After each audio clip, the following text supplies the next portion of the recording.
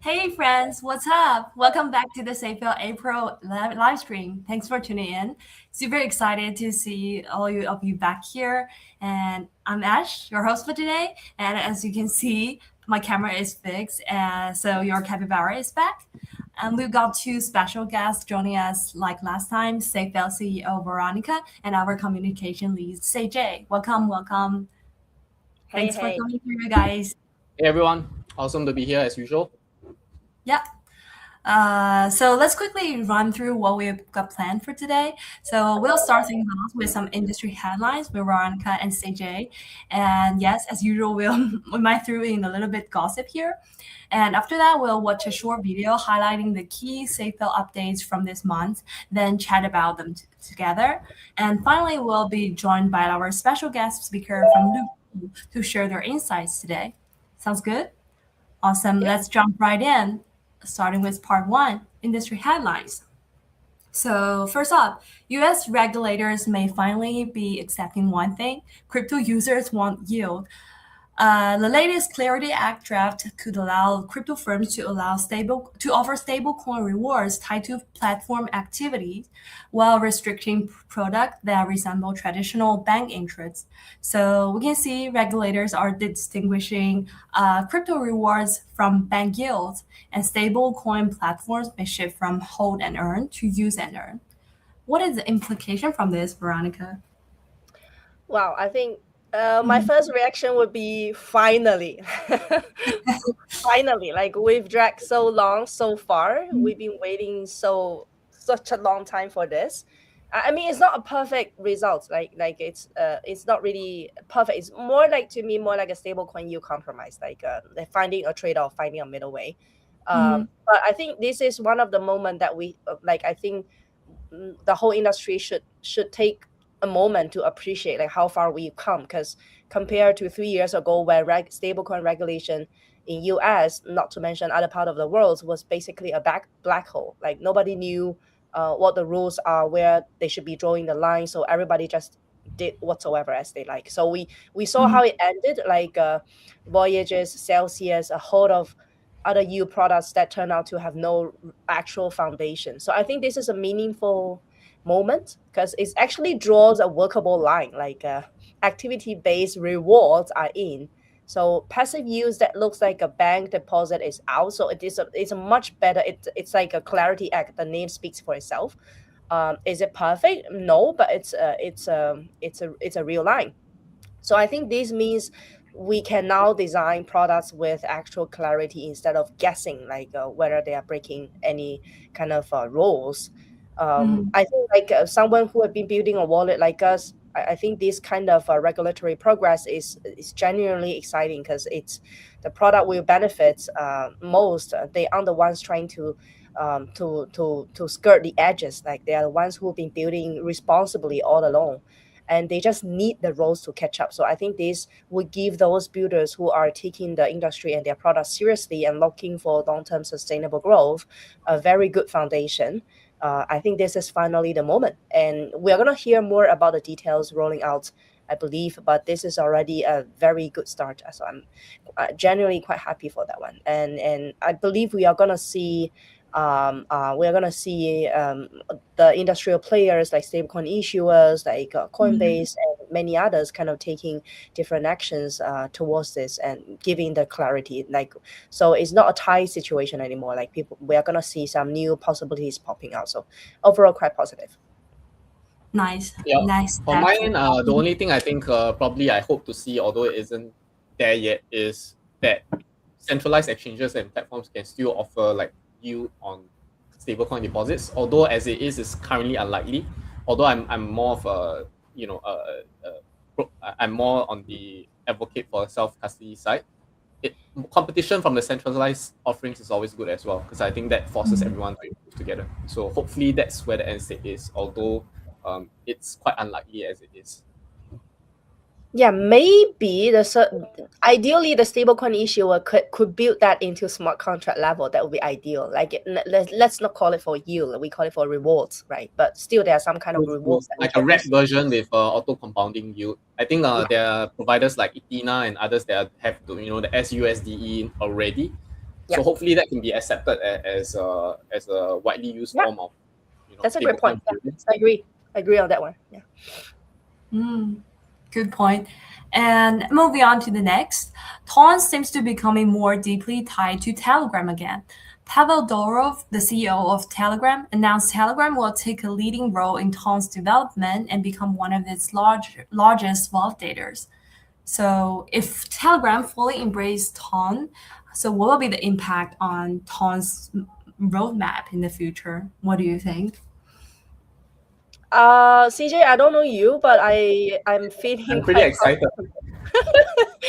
Yeah, excited, but also complicated because like Tom, like Telegram becoming the largest validator. So that means literally they have the majority control. Yeah. And I'm not sure whether so I'm seeing this case more like a trade-off between decentralization and efficiency of building up a multi-billion dollars worth of network. So now that we see it, it's less a blockchain, more like a company with a blockchain attached to it. So I believe it has a bright future, but if you look at for a decentralized context, might not be so, because what if Telegram, something happens to Durov? What if something happens to Telegram? And would that be the biggest single point of failure? Because we are seeing that with FTX, we are seeing that with Luna, and it could cause some big issues in some edge cases. So I'm feeling a bit complicated to this one. But honestly, I think this means that Tom could be moving much faster, like in the ecological development perspective. So we'll see. Like CJ, what about you? Yeah, I'll play a little bit more on the devil's advocate side to Veronica in this case, but I'm equally excited as her. We've been working a really long time with Ton, first hardware wallet provider, integrate them, and they've been awesome to work with so far, be it on the event, integrations, or offering side. I think this is interesting to me because there's always been that compliance gray area where Telegram have to step back and disassociate themselves from Ton, and working with them, as partners, I think that sort of held them back a little bit because their direction was always split because of that. They weren't able to go as focused as they could have been. So to me, this them taking on a more majority role as a validator also showcases that they are willing to Telegram is willing to associate more closely with Ton right now. I think because also of the compliance getting clearer on the industry, I see that as a good thing. Whether that will help Ton develop as a DeFi network is still a question mark at the moment, but it seems that generally everyone views it as a positive thing currently.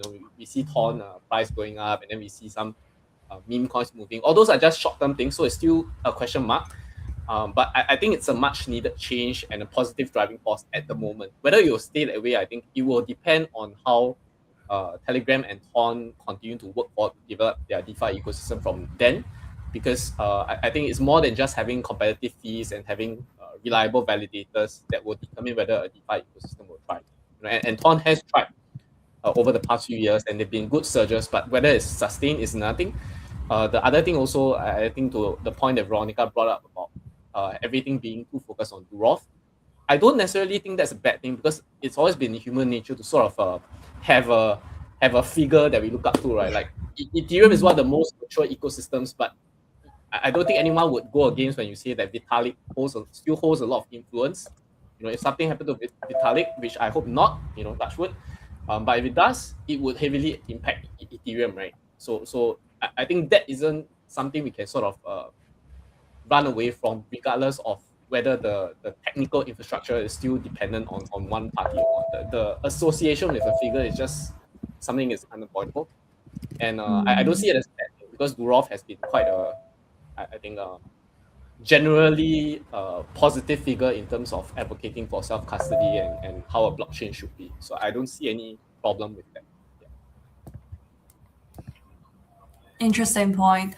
Let's move on. The next one is quite fun. Aave is fighting in court over 33 million worth of frozen Ethereum tied to the Kelp DAO exploit. This is becoming a major test of DeFi ownership and jurisdiction.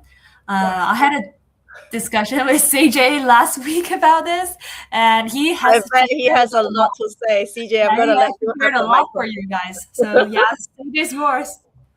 How say Well, I think the main, firstly, of course, I think there are going to be people that I think neither say, oh, it's a lot more than 30 million. It's 71 that's being disputed in this current lawsuit, but the overall picture is actually 280 million, not including the contagion, right? So I would say this is unfortunately an even bigger incident than Drift, and it followed very shortly after. And one thing I think, as builders we have to be realistic about is the current DeFi ecosystem doesn't seem to be that secure right now, because we have an average hack of about 1 per day. If you check on DeFi Llama dashboard right now, their protocols getting hacked for less than a million to a few million every day, and I think that's quite concerning. So focusing back on the Aave thing, I think a few learning points that we have, right? Why it happened is one of the infrastructure providers for KelpDAO, basically, which is Layer 0, was compromised. Unfortunately, they are a bridging provider, and they provided a setup which was 1 out of 1 DVN. So not very secure. It's like allowing your client basically to have a one-to-one multi-sig, if you want, like in a layman term. So they had others 2 over 2, 3 over 3 and such, but I think anyone looking at it now especially would jump out and say 1 over 1 doesn't sound very safe. And it was unfortunately the case for the situation, which is why it happened, partly or largely because it's easy to exploit in that case. So that's one thing. It's very easy to point fingers, when shit happens. So I'm not saying the blame lies with Layer 0, but that is the facts.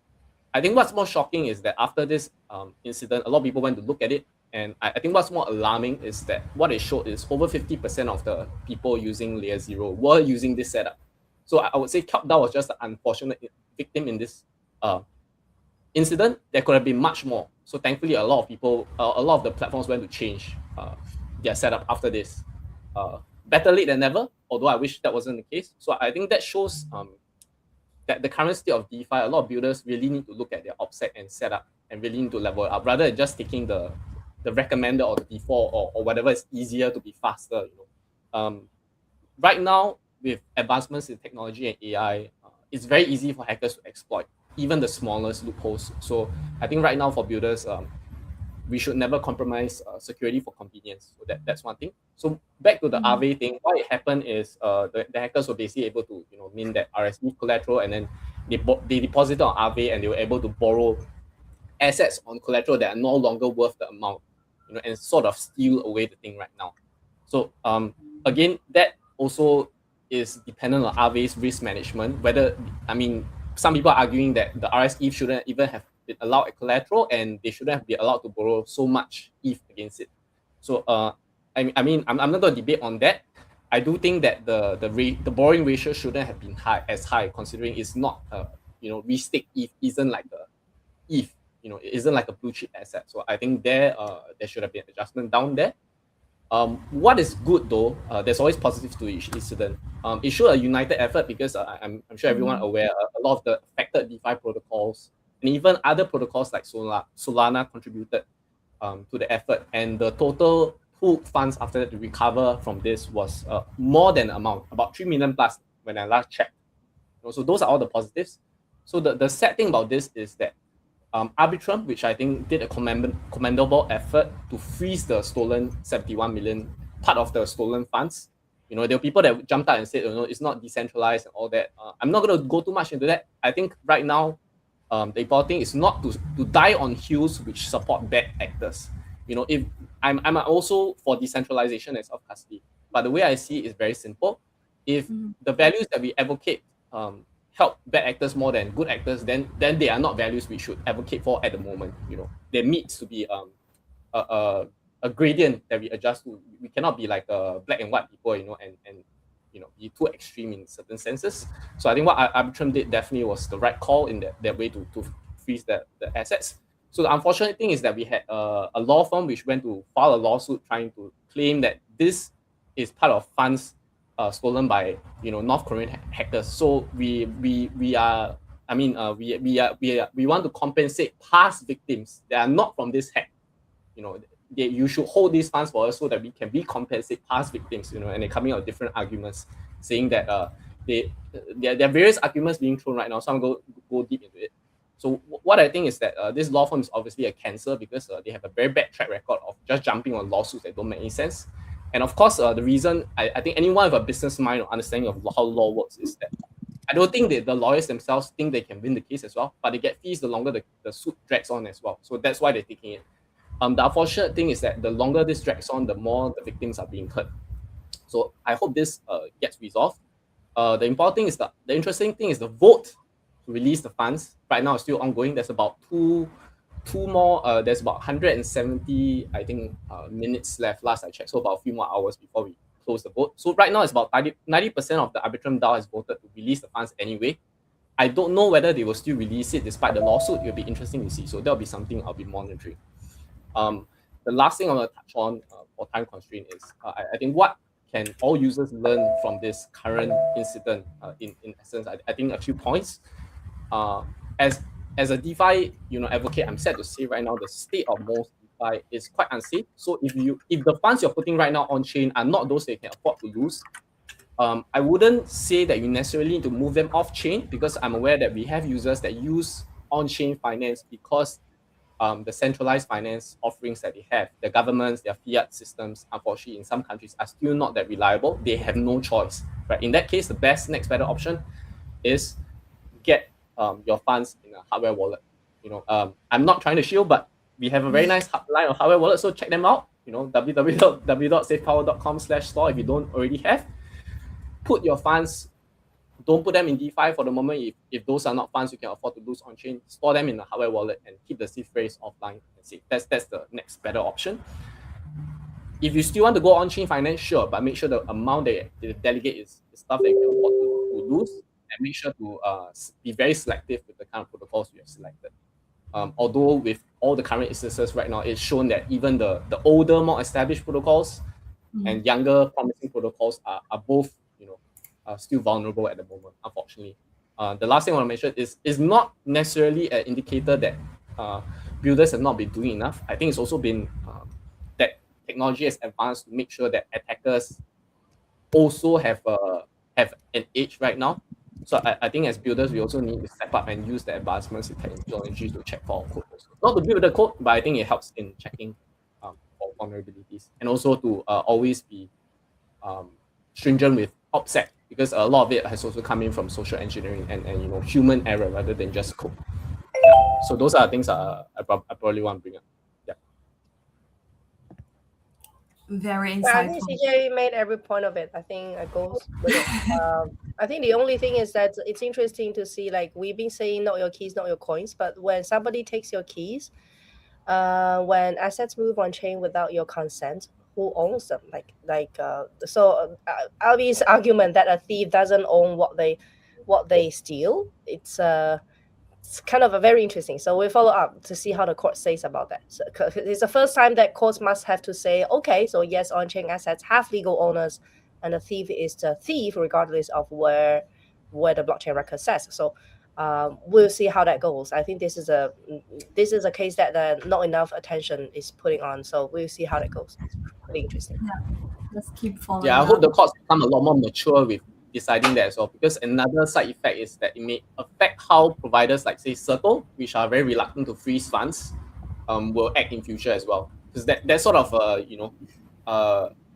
lack of a better word, forces them to be more inactive, right? And let bad actors go as it is, because they don't want to deal with the aftermath of lawsuits like this. If the courts don't rule, I would say, in a very practical or pragmatic way. Yeah, true. Sure. Okay, last piece of story. Justin Sun and World Liberty Financial drama keeps escalating. So Trump-backed World Liberty Financial has countersued Justin Sun for defamation after Sun accused the projects of unfairly freezing his token and restricting governance rights. So the bigger debate is whether DeFi governance is truly decentralized or still controlled by a small group or even a family. So what do you think? Any comment on this? I think this story, it has the DNA of every other high-profile crypto falling out that we have seen in the last couple of years, right? Like it's very similar. You have a big investor who put real money, $75 million, and become the project's most important early backer. and then something goes sideways, something goes south, like tokens get frozen and those showed up. Everyone pointing finger at each other and accusing each other in public. The details always differ, but structure sounds very similar, the same. I think what bothers me here isn't really about the legal dispute itself. It's more the allegation that World Liberty secretly added a blacklisting function to their smart contract to allow them to freeze or burn tokens without a governance vote. So this is a very concerning, whether it's true or legal, whatever, because their team says it's disclosed. The capability existing at all is something that every investor should have known before signing a check. So I think smart contract risk isn't just about can we get hacked, it's more of who has the key, who has the control, and what they can do with it. I think that's a question everyone should ask about when they are investing into every single DeFi protocol. So I think everyone, including here, like people who are watching, everyone investing in crypto and Web3 should remember that in generally. But I don't really have any further comment on this one. Like nobody outside from has all of the details, and I have honestly didn't dig any like further down the legal papers and all those policies till now. So I have no ground to say, but this story is not really happening the first time. Like we've been seeing that for multiple times in the history, and it's basically I have to say, standing from Justin's perspective, like it's an investor that is not very careful in reviewing all of those visas, a team that could be is suspected to take blacklisted or to take backdoors. So I don't know like who is the worst one, but they all seem to have their own problems. So like yeah, that's all my comments. But we don't know the details. We'll see. I think I'll just touch on two additional areas since Veronica highlighted I think the builder investor side is maybe more as just a general user investor. I think one thing is the tokenomics should have been designed such that no one can abuse it in the first place. So I think that in retrospect, the team obviously should have designed the tokenomics or designed the distribution method better, such that no investor could have come up with any way. I think that should be the way that DeFi or on-chain finance runs, right? Trust the code, trust the infrastructure rather than people, permissionless, right? So that's one thing. The second thing I would say is that while to be fair, His Excellency, Mr. Justin Sun, Ambassador of Grenada, tends to have always been in the limelight, whether it be for good or bad. It's quite a controversial figure, and so I have to give him props as a PR and branding person. He is very good in that area. He always is there, in any event. He manages to put himself there, whether for good or bad. Some has been positive, so I really have to give him his props for that. His style of branding and PR is unique only to him, I think, in this industry, and he's had that longevity. So props to him there. I think another thing is why part of why World Liberty Finance is getting a lot of flack as well as the movement, which I think on-chain I would also disagree with, is they basically the team staked a lot of their tokens as collateral and borrowed a lot of USD1 against it. So USD1 backing, I think there's no issue. It's regulated, it's compliant, it has enough backing. But the platform they generally use, although I haven't checked out the amount right now, is Dolomite, which is an on-chain DeFi protocol. So they borrow a lot of these tokens, and they borrowed like a lot more USD1 against it. But the on-chain liquidity available isn't enough to support that. So if they don't repay, there's a very high chance there will be a bad debt occurred to the DeFi platform, which might affect USD1 and the DeFi protocol users. So that, I think, is not a good sign on-chain, just looking at the stats. So that's the only part I think a lot of DeFi users and self-custody users are also going against. Yeah, and World Liberty Finance hasn't done that great a job addressing that at the moment. Yeah, so I hope that changes over time. Yeah. Okay, that will be all the headlines from April. Before we jump to the community update, let me bring the quick reminder on how to get SafePal official customer support. First option, go to the safepal.com/sidemat and then click contact customer support, or just use the support shortcut that you can find in the SafePal app setting to submit tickets. There are only 2 official channel and secure channel. A team member will follow up once your ticket is submitted, and SafePal team will never DM you or ask you to fill a random Google form. Yeah. Perfect. Now let's move on to the second part to check out seatbelt update this month in a short video. Ready? Let's go.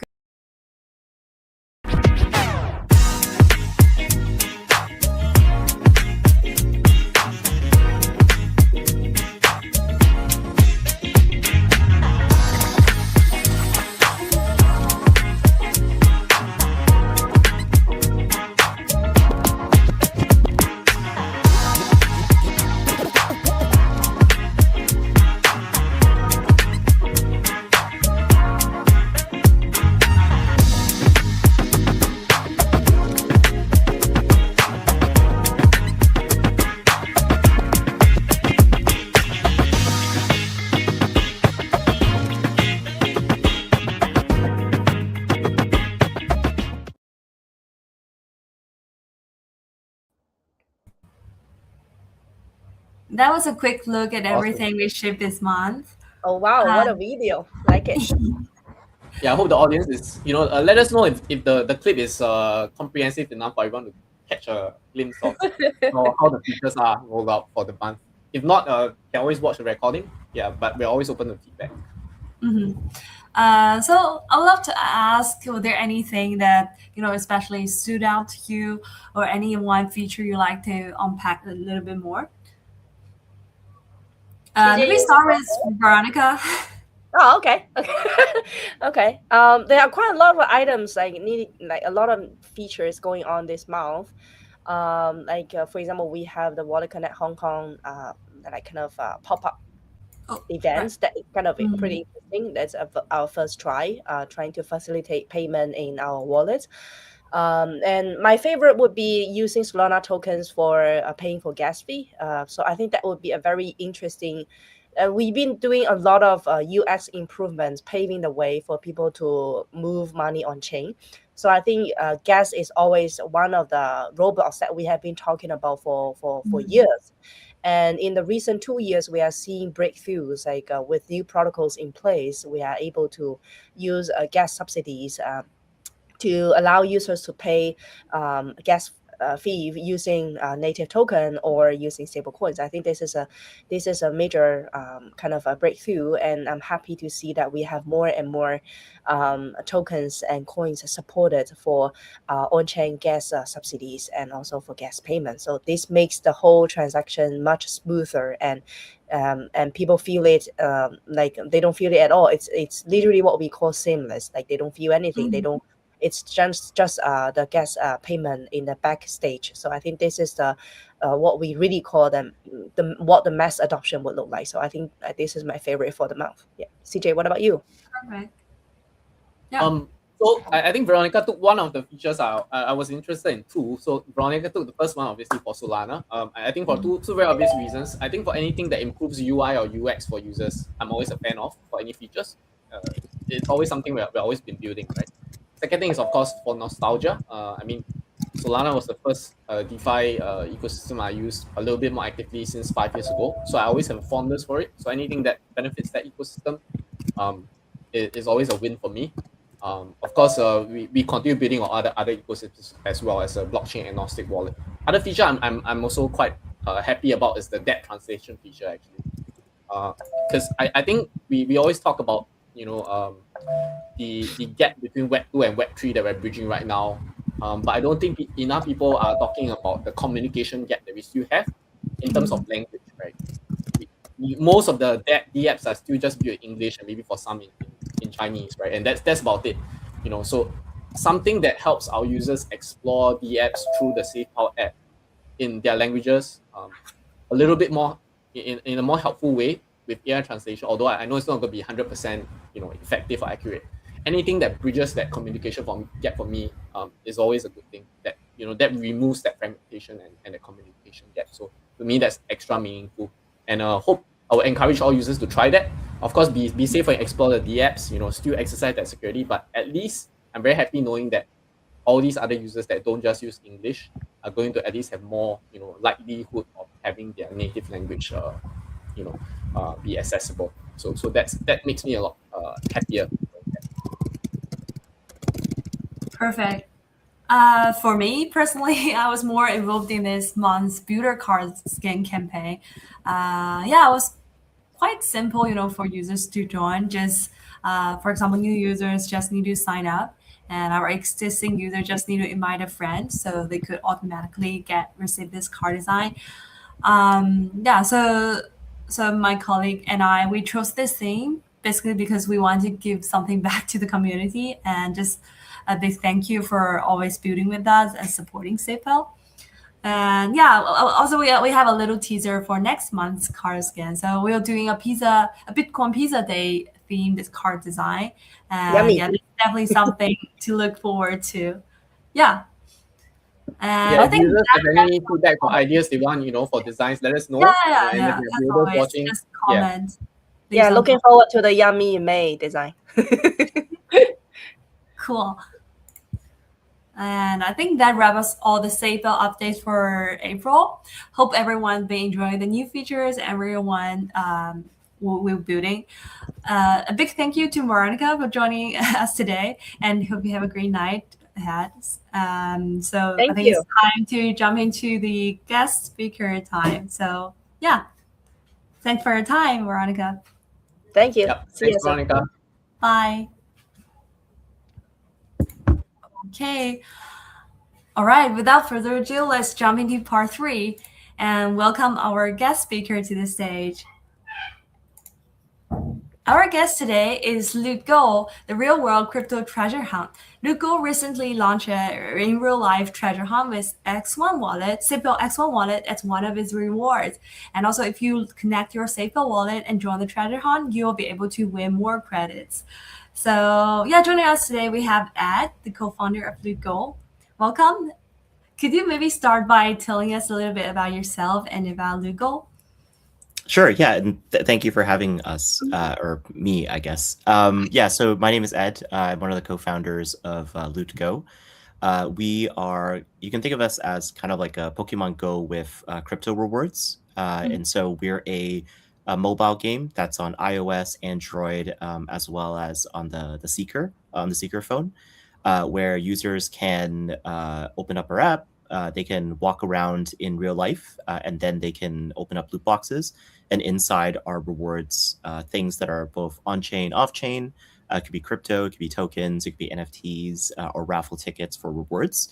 And then for this particular campaign, users can win like X1 wallets, as well as other rewards. We've been working on Loot Go. I think it's been live for about a year and a half now. And yeah, like it's a really fun and a really good excuse for me to like stay more active, being a co-founder of an app that encourages people and myself to go and touch grass every now and then. Perfect. Also, yeah, just give me a head up if you want to switch to the next slide, because I know that you prepared something for the community. Oh, sure. Yeah. If you could go to the next slide. Yeah. Yes. So yeah, basically, this is kind of like a background of like who we are. So for those that haven't downloaded the app or played yet, you should definitely download it, whether it's iOS, Google Play Store, or the Secret App Store, and then you can join in on the Loot Go and SafePal campaign, where you can win rewards. SafePal users, of course, like as soon as you connect to your SafePal app, SafePal wallet, you already earn like multipliers for earning rewards. So it's definitely worth your while. And then this kind of shows you like super quickly like what the app does. So one is like, of course, there's the walking to collect loot boxes, and then you can open them up, get some rewards, and then you're slowly building up your portfolio. The idea is that anybody anywhere can earn rewards, and it's a really good onboarding tool for different projects, or even to crypto, because it's I think the idea of like having a treasure hunt is just so universal to like everybody. Like every culture has like a concept of treasure hunt, so it's like easily understandable, and it's also kind of fun. It's also a fun way to get onboarded to crypto. Yeah. Cool. We prepared a few questions for you, so maybe let's dive a little deeper into Lugo and what you guys are reviewing. So yeah, our first question is for people in the community who haven't tried the treasure hunt yet. Could you give us a quick introduction or walkthrough of what the treasure hunt experience is actually like? For example, what do users do and what can they get out of it? Yeah. So it's for this campaign that we're working with SafePal. We're finding ways to reward users for completing different quests and having a deeper knowledge and relationship with SafePal. If you go to the next slide, I kind of show you. I kind of shows the different ways that users can earn more rewards. At the core of it, it's still the foundational mechanic, which is you open up the Luco app, you walk, and then for every like 1,000 steps, you get like a loot box, or you can walk to a loot box on the map. And in opening a loot box, you get things like raffle tickets. You could get some tokens, as well as potentially like win an X1. And then for X1 winners, there's like different ways to win. There's like the weekly raffle. You could also find them inside the loot box, or you can qualify and be eligible if you complete all 3 tasks. So on the screen right now is kind of like we're kind of showing you like there's 150K in the reward pool. And you can earn like more multipliers as you complete the different tasks. The different tasks being on the right side, if you connect your SafePal app, you get a 1.5x bonus on the rewards. If you deposit 0.1 Sol, you get 2x rewards. And if you swap at least $5, you get 3x rewards. And then you can even get more rewards, more reward boost if you actually win an X1. So to kind of like reward you for winning more treasure, we're giving you another 1.5x boost on the rewards. But yeah, it's just a cool way to get folks like get exposure to the SafePal ecosystem if they're not already part of it, and then also to like build a deeper relationship. Yeah. Sounds fine. I think I definitely will try it out tomorrow to touch some grass. Yeah. Hearing Ed share about Lugo also brings a little bit of a smile to my face because it brings back a lot of nostalgia. I think when Pokemon Go was first launched, my twin sister actually made appointments during the weekends to go out with relatives to catch Pokemon together. So I really hope to see that happen for Lugo as well. Although I know crypto isn't that accessible to the older generation yet.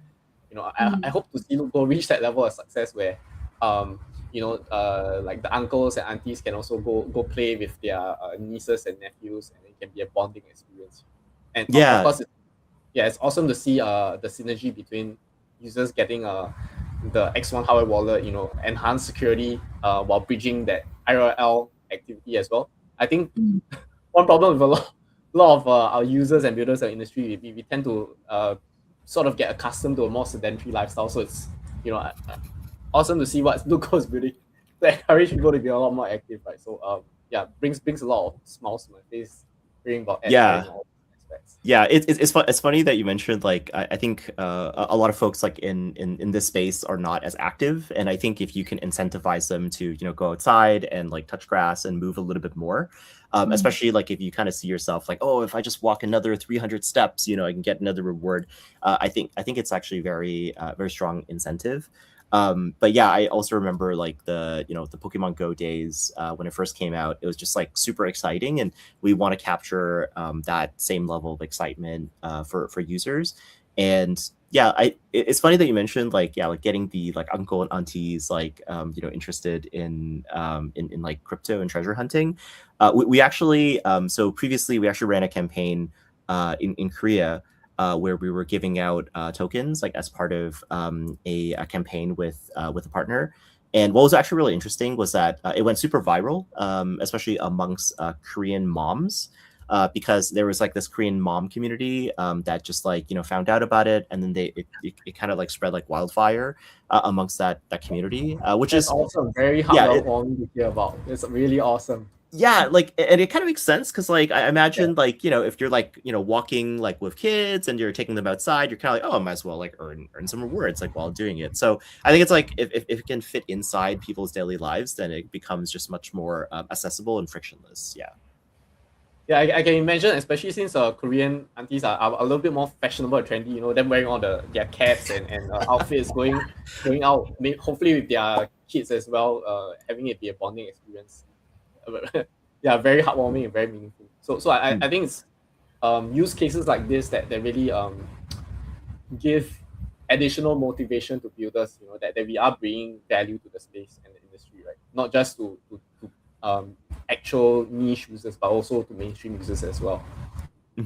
Yeah, I think it's like yeah, like being able to participate in a way that like makes sense for you.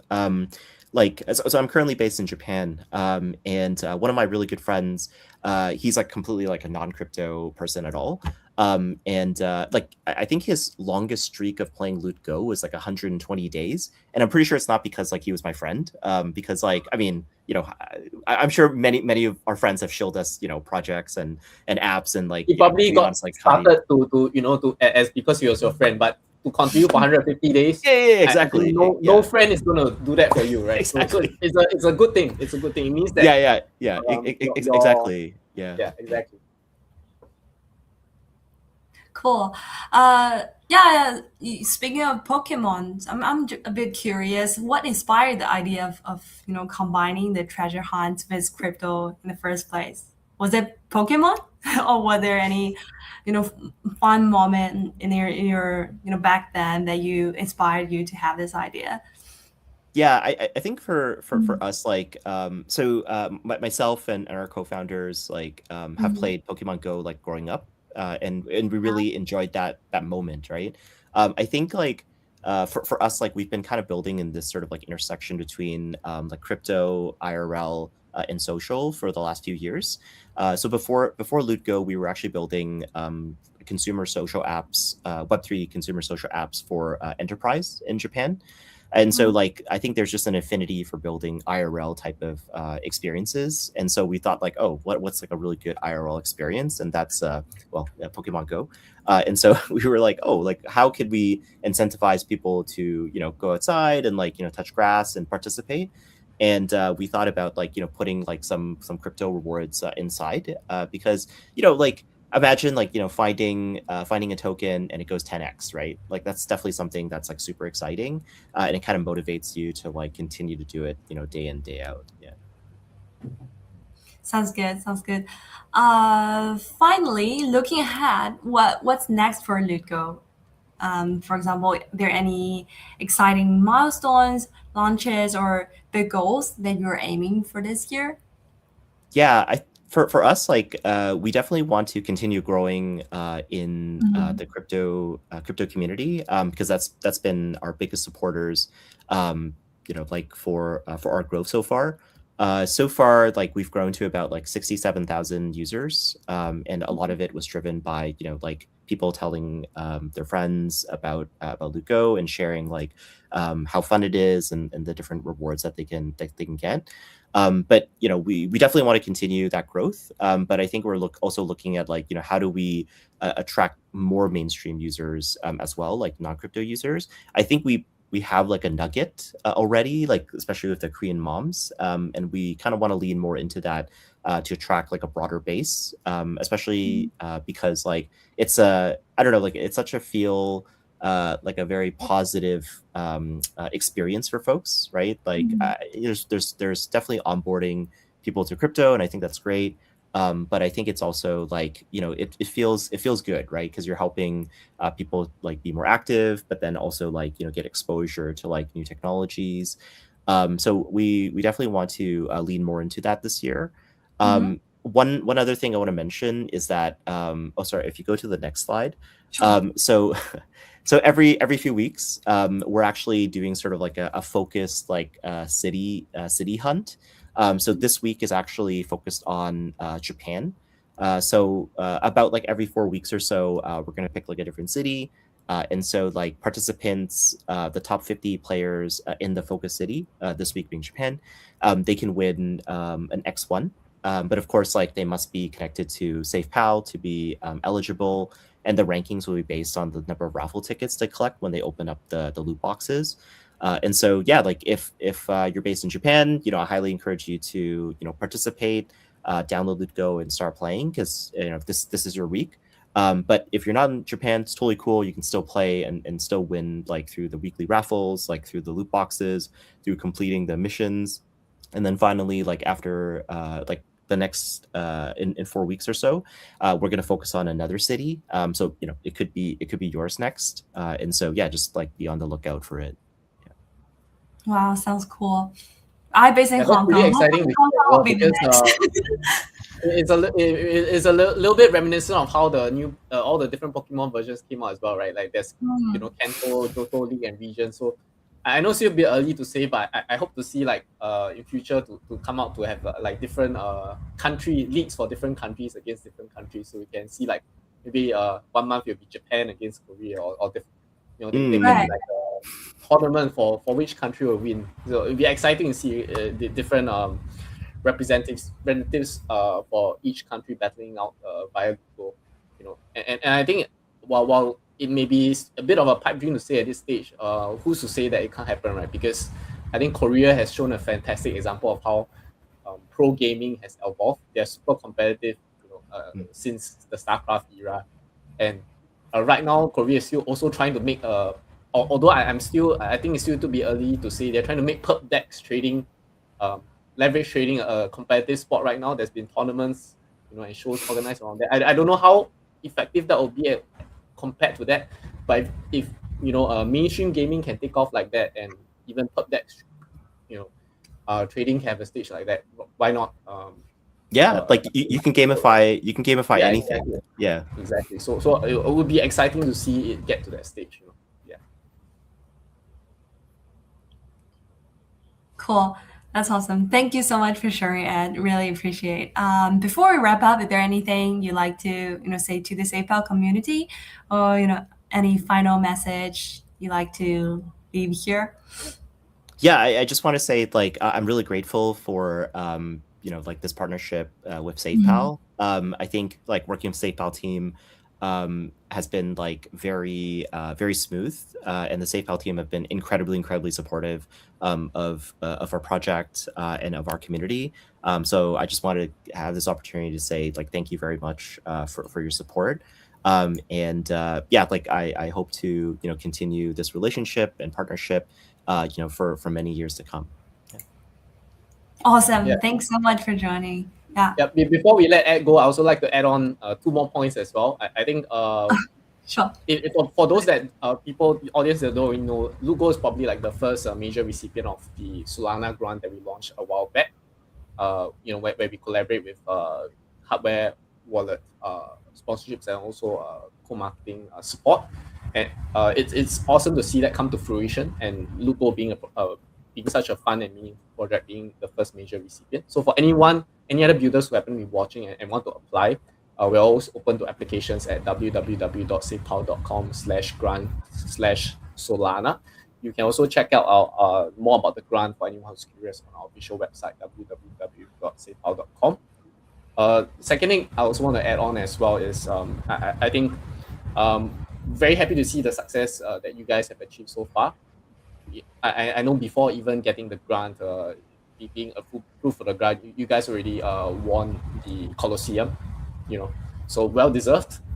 So just want to wish you continued success, and hope to see the user base continue to grow.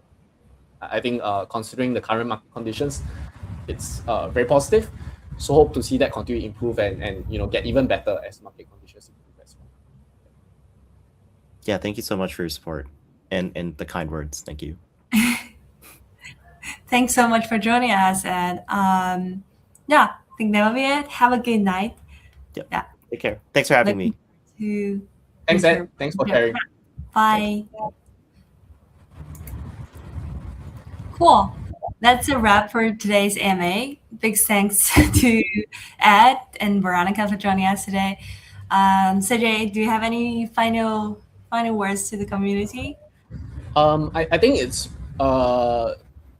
maybe a bit more addressed towards the live stream. As you can see, we're always making new adjustments to the formatting every month, because we want to sort of optimize it to make it more time efficient, but at the same time, more importantly, right, more engaging and meaningful for audience as well. So if you ever have any feedback, feel free to comment on the live stream. We are always open to improvement. If we don't happen to catch it, you can DM or tag my Twitter account as well. Yeah.